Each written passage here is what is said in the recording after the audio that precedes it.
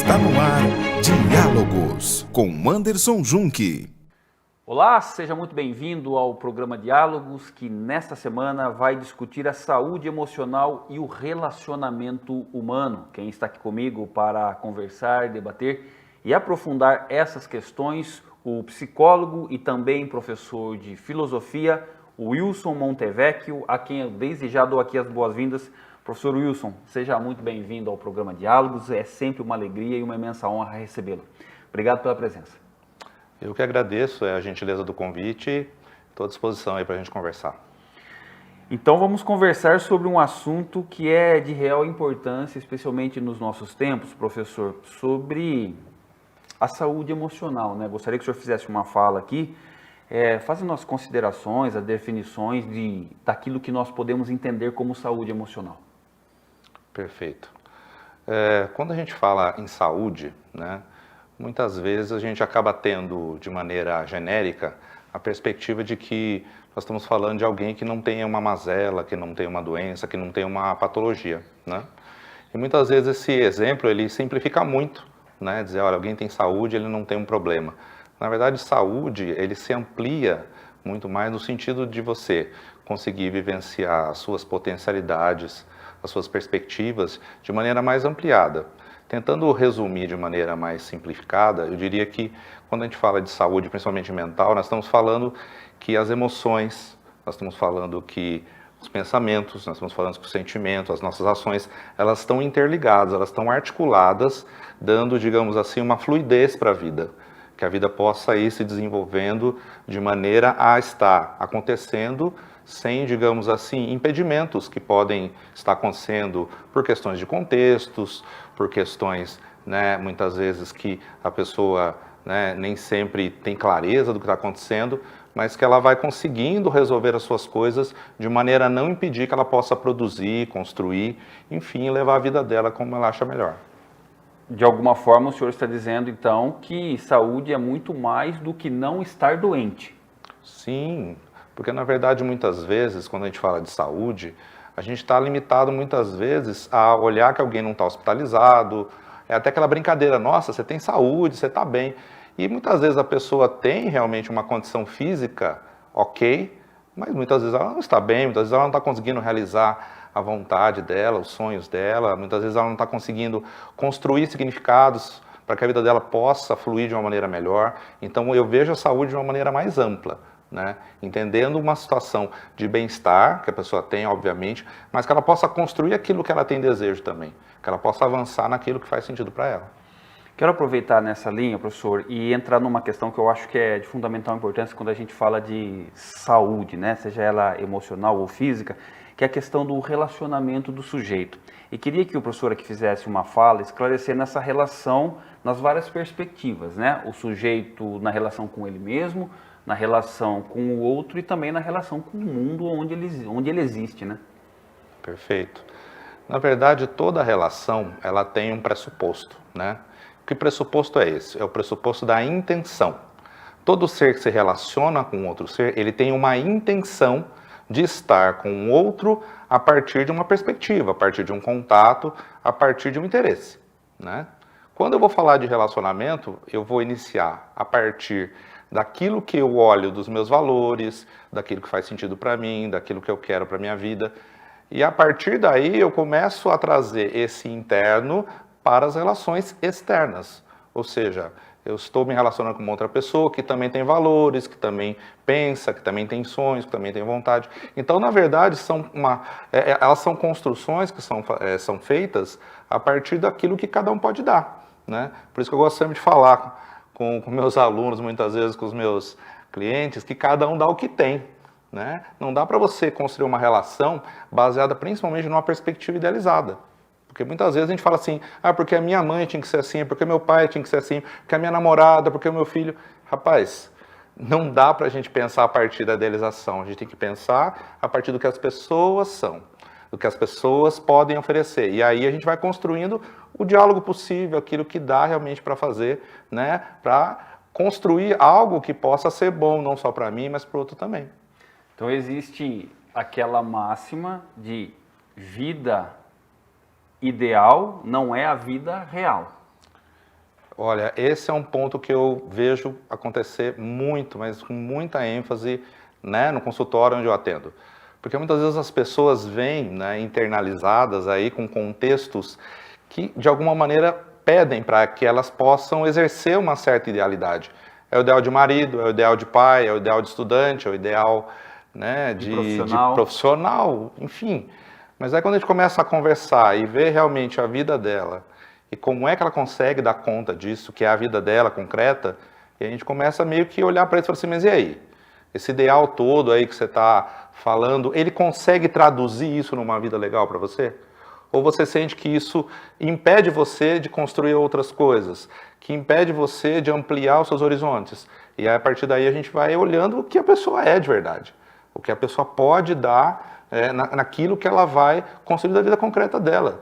Porque essa idealização, por mais bonita que ela seja, por mais arraigada na cultura, né, no sentido de que nós devemos ser perfeitos o máximo possível, ela limita a vida porque ela acaba trazendo um patamar de exigência que muitas vezes está fora daquilo que a pessoa naquele momento está a fim de construir. Então, muitas vezes, ela não precisa ser o pai ideal, o profissional ideal, o aluno ideal, o namorado ou a namorada ideal.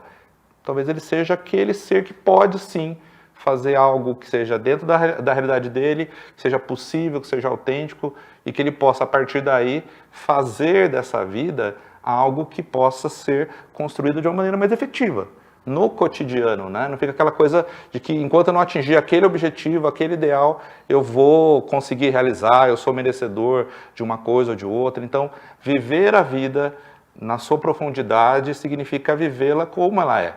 É claro, aprimorando, ampliando, aprendendo, crescendo, mas nunca a partir só daquilo que o ideal te coloca. A partir desse contexto, gostei muito da sua fala, eu quero entender qual a contribuição do conceito da maturidade nessas relações? Então, a maturidade, não é, me parece ser um conceito que está ligado ao quê? A uma certa vivência, a uma certa experiência de algo. A maturidade não é fruto apenas da idade e dos anos. Maturidade me parece ser uma perspectiva na qual a pessoa consegue perceber aquilo que ela vivenciou, e aí o autoconhecimento é algo fundamental para isso. A pessoa saber o que ela caminhou, saber de onde ela partiu, saber o que ela está fazendo da vida dela, para que ela possa aprender a lidar com as nuances que a vida coloca. Então, uma pessoa mais madura me parece que é uma pessoa que tem aquele sentido de um calejamento, né, de vivência, mas que aprendeu com aquilo que vivenciou. Não é só aquela pessoa que está batendo a cabeça na parede sem parar e realmente fica insistindo em algumas coisas que estão prejudicando ela.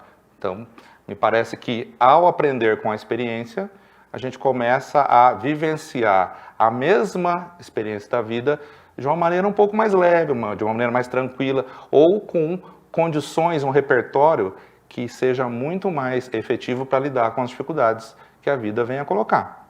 Ou seja, o professor está dizendo que quando nós olhamos para um obstáculo na vida, precisamos olhar sob a perspectiva do ensinamento, do que aquele obstáculo, aquela dificuldade tem a nos ensinar, é isso? Então, na verdade, eu vejo da seguinte forma, observar o obstáculo como uma proposta de compreender o que esse obstáculo pode não só ensinar, mas também de limitar aquilo que a gente pode fazer ou não. Por que eu estou colocando essa questão do limite? Porque muitas vezes a gente cria, como eu falei, situações ideais que forçam a gente a fazer coisa que a gente não está realmente, vamos chamar assim, a gente não dá conta de fazer naquele momento.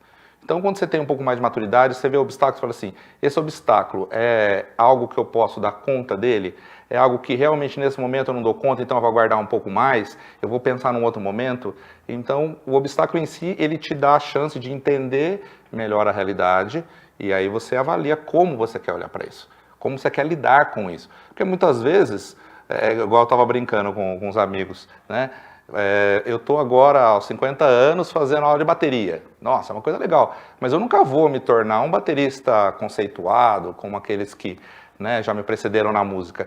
Mas eu posso ser um baterista que faça música de uma maneira que eu me sinta bem com isso. Então, assim, é um obstáculo? Mas não é algo que possa me limitar. É algo que eu posso manejar com ele. Por isso que eu estou dizendo, não é só uma questão de superação, mas é uma questão também de adaptar a realidade àquilo que você quer produzir dela. e não criar uma coisa que não faz sentido, idealizada e que no fim das contas vai trazer muito sabor aí no futuro. Quero aproveitar nessa sua reflexão e colocar aqui uma proposta reflexiva de um grande conhecedor, que é o Martin Buber. Ele vai dizer que o homem se torna eu na relação com o tu. Comente isso, professor. Então, o Martin Buber é um dos filósofos assim que eu diria que são mais significativos, o que eu vou chamar do século XX, e um daqueles que mais a gente precisa ter tempo para poder conhecer e entender, porque a contribuição que ele tem a nos oferecer é algo assim de uma profundidade muito grande, né? Ele é considerado o filósofo do diálogo, né? Não é à toa, né? Porque ele realmente vai pensar uma realidade a partir das vivências que ele teve numa situação ali, principalmente de Segunda Guerra Mundial, né? Onde ele vivenciou ali muitas situações de adversidade, situações de preconceito, e ele entende que o ser humano, na relação, ele pode construir o que nós chamamos de um encontro, né? Ele pode trazer para o ser humano uma condição diferente daquilo que ele faria sozinho. E é interessante o pensamento de Buber, porque ele vai conseguir nos dar algumas dicas, inclusive, de como é que a gente pode criar relações que possam ser mais, digamos, objetivas, no sentido de nos ajudar a lidar com as suas adversidades. Então, quando ele fala da relação eu-isso, ele está falando da relação do ser com os objetos, né? Eu me relaciono com os objetos, é o meu cotidiano, mas muitas vezes eu trato as pessoas como isso, como um objeto também, né? Então, ficar atento, perceber tudo isso. Quando fala do eu-tu, que é a relação com o outro, perceber que essa relação ela pode ser construída de uma maneira mais profunda, que ela pode ser construída a partir daquilo que a gente vai chamar de uma situação onde a amizade pode ser construída a partir do escutar, a partir da reciprocidade, a partir de todos aqueles elementos que vão fortalecer, né, a vivência das pessoas. E aí ele vai falar, né, que tem uma terceira perspectiva, que é a relação eu-tu eterno, que é a mais rara ainda, né, de se atingir, que é aquela voltada para alguém que dedica a sua vida para alguma coisa que ele acredita. Ou algo que ele tenha como uma crença profunda, algo que realmente possa transcender as relações. Então, olha quanta coisa o Buber traz para a gente entender em que grau nós estamos na nossa relação, se ela é mais superficial, se ela é mais profunda, se ela é mais plena, que transcende as coisas. Então, acredito que seja um autor que deveria ter, né, mais espaço para ser compreendido, e eu sempre, lá com os alunos do primeiro ano do ensino médio, faço questão de trazer esse autor, porque eu acho que ele é muito relevante para os dias que nós vivemos atualmente. Era exatamente essa pergunta que eu estava aqui pensando assim que você finalizasse a sua fala. Nós precisamos revisitar e valorizar o conceito do diálogo nesses tempos, professor? Então, o diálogo é realmente um grande desafio, né? Por que é desafio? Porque, na verdade, a gente precisa compreender o outro a partir do que o outro é, não a partir do que eu quero que ele seja ou a minha visão sobre ele. Então, me parece que o diálogo é um dos elementos mais difíceis de serem construídos hoje. Mas não vejo um caminho diferente também, porque se eu não conseguir acessar o outro a partir do que o outro é, como é que eu vou conseguir dialogar, como é que eu vou conseguir criar significados, né, a partir dessa troca? E era assim que Sócrates fazia, né, no seu momento filosófico, né, o momento que ele ia levar as pessoas para pensar. No primeiro momento ele fazia o quê? Ele levava a pessoa a perceber que muitas vezes ele estava trazendo alguma coisa equivocada, alguma coisa que não fazia sentido, e tentava extrair, nesse momento onde a pessoa percebia que ela não dava conta, né, de sustentar ali a sua argumentação, o seu conceito, e ampliava, e levava a pessoa a dizer, né, de uma maneira diferente agora, que ela podia compreender as coisas de uma maneira mais universal, mais ampla. Então não é uma coisa nova, é algo que já tem sido construído ao longo do tempo, né? Só que vivenciar isso pressupõe você sair de si e ir em direção ao outro e fazer essa ponte que realmente é muito desafiante nos dias de hoje, principalmente, né? Com tantas adversidades que limitam essa possibilidade. Maravilha. Bom, você está assistindo aqui o programa Diálogos, que nesta semana discute a saúde emocional e o relacionamento humano. Quem está aqui conosco conversando e debatendo essa questão, o psicólogo e professor de filosofia, o Wilson Montevecchi. Nós vamos agora para um rápido intervalo, a gente volta na sequência, um minutinho só e nós já estamos de volta. O livro Metodologia Ludocriativa, da educadora e pesquisadora Valéria Caetano da Silva Alvarenga, propõe uma reflexão sobre o processo de aprendizagem de crianças e adolescentes à luz da educação sociocomunitária. A reflexão se concentra na experiência da metodologia ludocriativa como um instrumento de humanização das relações. Adquira já o seu agora mesmo através do WhatsApp 34 99798 3521.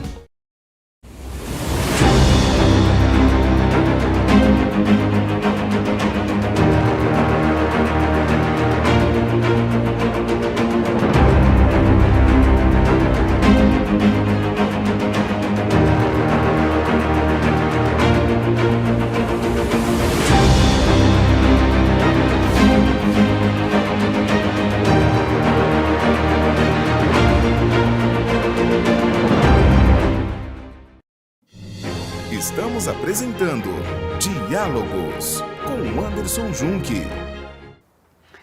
Estamos de volta aqui com o programa Diálogos dessa semana, que discute a saúde emocional e o relacionamento humano. Quem está aqui conosco conversando, debatendo e aprofundando essas questões, o psicólogo e professor de filosofia, o Wilson Montevec.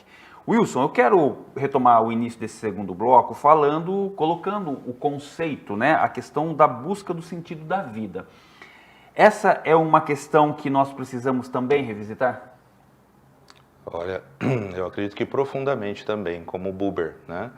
Porque, na verdade, acredito que uma sociedade como a nossa, que vivencia momentos tão intensos, né? Em várias direções, digamos assim, né? De exigências, cada pessoa, como é que eu vou dizer? Ela tem, assim, uma exigência que a sociedade coloca para ela em termos daquilo que ela faz, daquilo que ela pensa, daquilo que ela é. E muitas vezes você vê uma série de pessoas, e aí eu vou dizer isso no genérico, que não percebe o que estão fazendo aqui, né? Ou seja, você pergunta para ela, tá, você vivencia, você faz uma série de coisas, e daí? Para você é isso mesmo que você acha que você veio fazer, é isso mesmo que você quer construir? E as pessoas falam assim, eu não sei, eu só estou vivendo. Então, quando eu escuto isso, principalmente, né, em contextos escolares, na clínica, eu falo assim, peraí, então essa pessoa está gastando toda uma energia da vida dela e ela não entendeu o que ela está fazendo aqui? Então, me parece que é algo muito sério, né, de se pensar. Por quê? Eu entendo o sentido da vida, essa direção que nós construímos para construir os significados que nós queremos realizar na nossa vida. Então, é como se cada um tivesse algo para ser construído e ao longo da vida a gente vai descobrindo e vai fazendo isso acontecer. E você vê uma quantidade de pessoas hoje que gasta muito tempo, né, com uma série de coisas que faz, né, dessa vida ficar cada vez mais corrida, mais rápida, mais elétrica e não gasta um minuto para entender o que ela é, o que ela quer fazer da vida dela, como é que ela quer levar a vida dela. E aí, é claro, né, chega um certo momento que ela se depara com uma falta de sentido profundo e ela acaba percebendo que não dá mais para ficar lutando por nada, não dá mais para construir nada, que tudo perdeu o sabor. E aí a coisa fica bem grave, né? Porque realmente ela vai perceber o quanto que ela negligenciou isso lá atrás e que agora faz falta para ela. Ou seja, a conta chegou, né? A conta chegou e muitas vezes essa conta chega, né? E quando a pessoa vai se dar conta disso, ela fala assim, nossa, mas eu fiz tanta coisa da minha vida, eu agi no automático, eu fiz, e agora parece que não quero fazer mais, não quero mais olhar para isso, não tem mais um porquê. Então, me parece ser muito importante você usar, né, o seu tempo para entender o que você veio fazer aqui, entender de verdade quais são as suas perspectivas, porque é o Nietzsche que fala, né? Se você tem muita coisa para suportar, depende do como você suporta isso, vai fazer toda a diferença. Então, olhar para a vida tendo uma razão, tendo uma compreensão, tendo uma direção. Me parece ser muito importante isso e urgente para os dias atuais. Quero aproveitar nessa discussão importantíssima e colocar uma questão aqui sobre a finitude da vida, professor. O Rubem Alves tem um pensamento que eu gosto bastante, que ele fala que a beleza da existência humana está exatamente no fato dela ser finita. Será que é talvez uma falta de nós compreendermos um pouco melhor essa questão? Então, a finitude da vida ela é um dado concreto, né? Inegociável. Inegociável, e você não precisa ensinar isso para ninguém. Uma criança tá ali brincando, chega uma hora, ela vem e te pergunta: você vai morrer um dia? Eu morro um dia também? Então, quando a gente se depara com essa verdade existencial, a gente pode ficar no primeiro momento, né, aterrorizado, dizer: nossa, minha existência acaba, nossa, um dia eu vou deixar de estar aqui. E ao mesmo tempo, você pode olhar e falar assim: nossa, mas já que termina, o que eu estou fazendo dela? Como é que eu estou levando ela? Como é que eu estou fazendo dela alguma coisa que seja especial, que seja única? E aí, claro, né, você tem uma oportunidade muito grande de pegar a vida de novo nas suas mãos e falar assim: nossa, tem que valer a pena.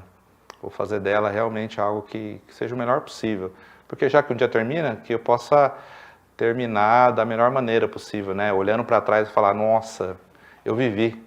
Professor, eu quero aproveitar essa oportunidade e quero que você fale do verbo recomeçar, né? Que eu acho que é de fundamental importância quando existe esse questionamento sobre a validação dessa existência humana. Então, o recomeçar me parece que é um exercício diário da vida. Porque a todo momento é importante você perceber que, cara, as coisas não estão completas, não estão feitas, elas estão sempre em processo. Então hoje, se eu conseguir caminhar numa certa direção, né, e eu vejo que ela não está me atendendo, não estou conseguindo fazer dela algo que realmente me traga, né, sabor para viver, eu posso pensar de uma outra forma, eu posso entender de uma outra maneira, e aí agir de uma outra forma, que seria o recomeçar, né? Ou seja, ter significado a todo momento para que essa experiência agora, do agora, possa ser melhor do que aquilo que foi, né? Então, o que você aprendeu, o que você vivenciou, o que você fez, ele te deu, né, então, um lastro de possibilidades. O que eu vou fazer com isso? De que maneira eu vou fazer? Daí a questão do autoconhecimento, que é fundamental. Você ter esse tempo para se olhar, para se perceber, para você falar assim: cara, se não tá bom, eu quero fazer diferente agora. Então, recomeçar me parece ser essa reconstrução, primeiro de um significado para você e depois das ações que vão traduzir isso na sua vida concreta. Por isso que ambas, né, ou seja, tanto recomeçar, tanto o significado, elas estão interligadas, né? Já que a minha vida é finita, já que eu tenho um limite aqui que não é negociável, né? Eu posso ter uma crença no qual eu vou estar amanhã depois num outro local, ainda muito melhor, pelos meus méritos, pela minha luta. Isso está tudo encaixado dentro daquilo que a pessoa acredita. Agora, fazer da sua vida algo que realmente faça diferença, recomeçar me parece algo muito natural. Ou seja, sempre essa busca de fazer algo para si, né, enfim, para a vida, que possa valer a pena de verdade. Qual a contribuição da espiritualidade para esse processo, professor? Então, eu entendo a espiritualidade como uma coisa maior, né, do que só uma experiência, vamos chamar assim, da vivência de alguém numa perspectiva religiosa. Me parece que ao você olhar alguma coisa que traz para você o olhar do transcendente, aquilo que você não enxerga no primeiro momento, mas que você sente, que você percebe que ultrapassa, né, a sua vida, me parece ser algo muito, muito profundo e que todos os seres humanos, de uma certa forma, vivenciam. Mesmo aqueles, né, que acreditam que não exista nenhuma situação espiritual, que não há nada que não seja material, mesmo essas pessoas podem vivenciar aquilo que eu vou chamar da experiência do mistério, né? De ter algo que eu não sei o que é, mas nada me impede de experimentar, de entender, de sentir, ou pelo menos de respeitar. Dizer: olha, não quero lidar com isso, quem tem a sua visão está tudo bem, mas existe algo ali que eu não consigo entender, que eu não consigo dar a resposta definitiva, porque é algo que transcende, que vai além daquilo que a humanidade pode dar conta, mas que está lá, que de alguma maneira nos chama, né, para poder olhar para esse mistério e desvendar possibilidades que possam ser desvendadas naquilo que eu quero buscar, aquilo que eu possa querer compreender. Professor, eu queria aproveitar a sua presença aqui e tocar num assunto que eu tenho ciência que acho que valeria um programa para pensar sobre a questão, mas eu queria compreender nessa perspectiva de busca da saúde emocional, a busca do sentido da vida, quais contribuições a internet pode dar nisso? Ela mais ajuda ou ela mais atrapalha ou depende das situações? Então, a internet como ferramenta é o espaço da informação. Ela tem uma informação ampliada, vamos chamar assim, né? Ela tem ali uma quantidade gigantesca, né, de dados que podem ser compreendidos, que podem ser acessados, que podem ser percebidos. Não vejo nenhum problema na internet em si como ferramenta, como possibilidade de você buscar, né, aquilo que faz sentido para você.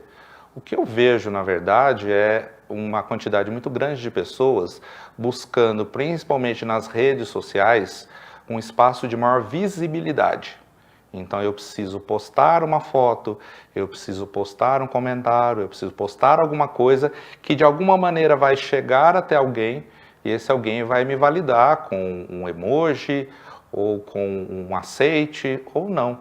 Então a minha pergunta é, você está usando as redes sociais com qual propósito? É para você comunicar para as pessoas, para os seus parentes e amigos, o seu cotidiano, coisas que fazem sentido? Tá tudo bem. Eu preciso desse espaço agora para ter visibilidade, para que as pessoas me notem, para que as pessoas percebam que eu estou aqui. Aí me parece que as redes sociais não estariam cumprindo o papel delas, que seria comunicar, né? Ali algo que possa ampliar e ser compreendido por outras pessoas. Então, é mais um chamar a atenção a todo momento. Então, eu estou chamando atenção com isso, chamando atenção com aquilo. Para que tanto chamar atenção? Essa é a minha pergunta. Então, nesse momento, valeria a pena, como eu falei, autoconhecimento, perceber por que essa necessidade de precisar que as pessoas percebam a todo momento que você está ali. Porque comunicar é uma coisa, agora, a todo momento ficar refém dessa situação, ou seja, que a gente brinca, né? Refém dos likes, e aí acredito que possa trazer algum prejuízo para a pessoa, porque ela acaba deixando de ser ela mesma, né? Ela acaba criando situações apenas para poder construir essa visibilidade social. Professor, conversar com você é sempre um grande presente. Queria muito te agradecer e pedir aqui para que o professor fizesse então as suas considerações finais e, claro, mais uma vez a minha gratidão. Obrigado, viu?